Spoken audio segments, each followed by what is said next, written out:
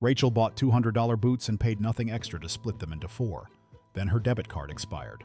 The auto payment failed, she was 2 days late, and a $200 order grew a late fee, on some apps up to a quarter of what she spent. Here's the thing, Rachel did nothing reckless. She used Pay in 4 exactly the way 50 million people do, Klarna, Affirm, Afterpay, and it stayed free right up until one ordinary slip. The free version and the paid version are the same product. The only difference is whether you know the 3 rules. And underneath all of it sits one sentence from 1968 that explains why this whole thing exists. We'll get there. Start with the rules. 3 rules, that's the entire trick. And miss any one of them, and the free product quietly turns into a paid one. So let's start with what Pay in 4 actually is, because the name does a lot of quiet work. You're at checkout. Instead of paying $200 now, you pay $50 now and 3 more $50 payments, 2 weeks apart. No interest, no fee. The Consumer Financial Protection Bureau describes this core product in exactly those terms. A 4-installment, no-interest loan, usually a quarter down with the rest spread bi-weekly. On that product, the real Pay in 4, the 0 is real. Here's what most people don't realize. The company isn't making its money from you. When you split that $200, the provider pays the store the full amount immediately, then takes a cut from the store, somewhere around 2 to 8% of the sale. That merchant fee is the engine. The store happily pays it, because shoppers who split a price tend to fill bigger carts. Your interest was never the product. You're the convenience they sell to the merchant, which is exactly how they hand Pay in 4 to over 50 million Americans and still run a business. So if the core product is genuinely free, where does the money leak back out of your pocket? 3 places, and those 3 places are your 3 rules. Rule 1, stay on the 4-payment plan and only the 4-payment plan. The moment a checkout screen offers you monthly or 6 to 48 months, or shows you an APR, you have walked out of the free product and into a loan. Affirm is honest about this. Its Pay in 4 is 0%, but its monthly financing runs anywhere from 0 up to 36% APR. Same app, same logo, completely different math. On the longer plan, the interest isn't a risk, it's the point. Rule 2.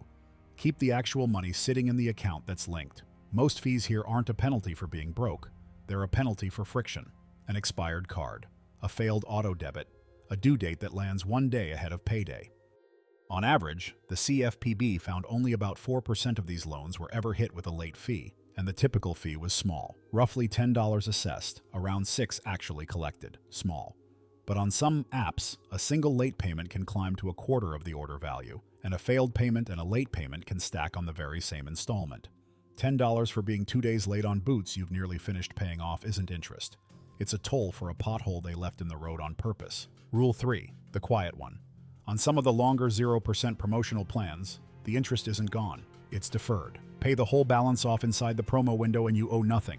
Miss that window by $1, and the interest can come back, calculated on the entire original purchase, from day 1. That is not the standard Pay in 4. But it lives 1 tap away from it, on the same screen, in the same brand's app. And the screens are not designed to help you tell them apart. So that's the machine. A free core product paid for by the store, with 3 exits where it stops being free. The monthly upsell, the missed payment, the deferred interest promo. Follow the 3 rules, and you keep your 0. Most people do, but most people follow the rules is a very different sentence from these rules are an accident. Because they aren't, and the reason why is the part almost nobody clicks for. And this is where it stops being an accident. That number, 4 payments, is not a friendly round figure someone picked because it felt nice. 4 is a legal threshold. Pull on it, and the entire product unfolds around a single line in the law. The same structure that makes it free is the structure that leaves out the protections you'd get automatically on a credit card.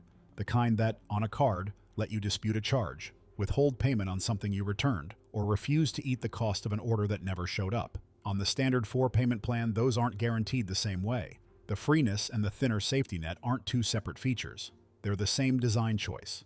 And whether you're covered at all turns out to have a surprising, very recent answer. We'll get to it. First, who actually pays for this?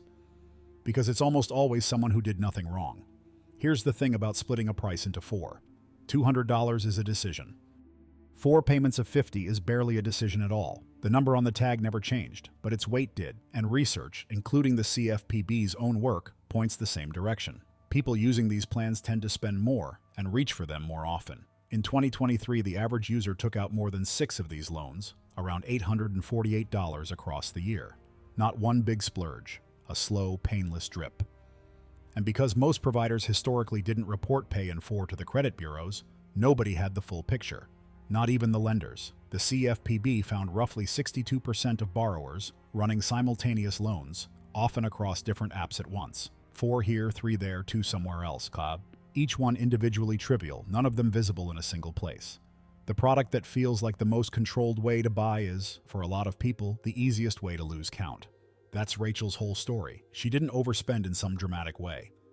She bought boots, split them 4 ways, and lived an ordinary life in which a card expires and a payment date lands on the wrong side of a paycheck. The system didn't catch her doing something wrong. It caught her being a person. And the fee it charged her for that was, in the end, the only money the product ever actually needed from her. So, the sentence. The Federal Truth in Lending Act, the 1968 law that forces lenders to spell out the cost of credit and gives you the right to dispute it, has a threshold built in.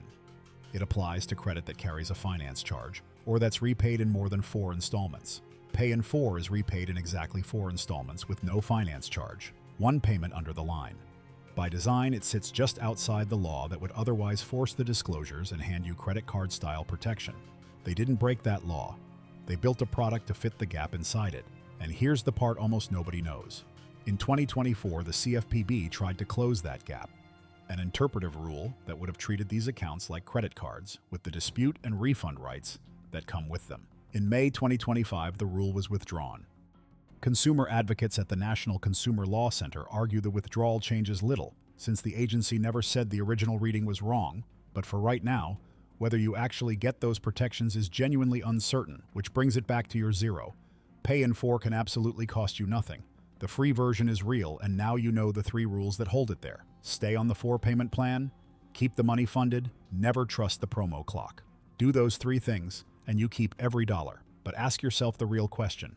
If a product has to be built 1 installment under a 1968 law to stay this free, who do you think that design was really protecting? Drop your answer below.